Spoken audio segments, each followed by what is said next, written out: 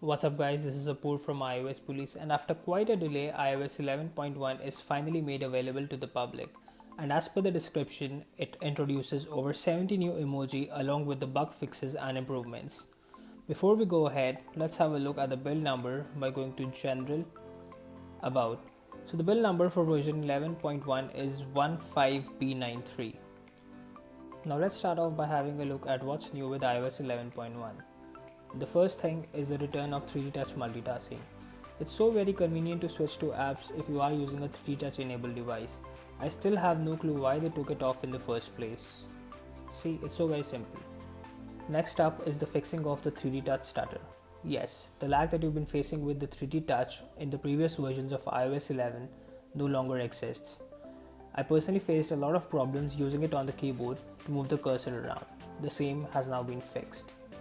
Now let's talk a little about the reachability feature on the iPhone.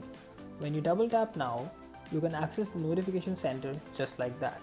So you no longer need to run your finger right to the top to get the notification center. Just double tap, there you go. Next up are the changes with the assistive touch button. Now if you press the assistive touch button, the assistive touch menu opens right close to it.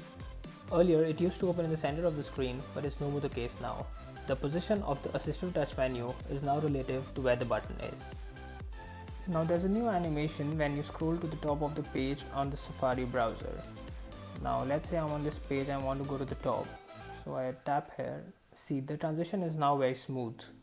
There you go. Interestingly, the calculator bug still remains on the iOS 11.1.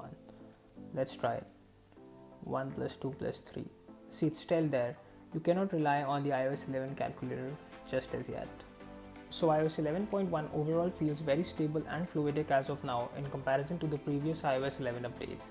I would definitely recommend you to update to it right away owing to the number of improvements that it has come out with.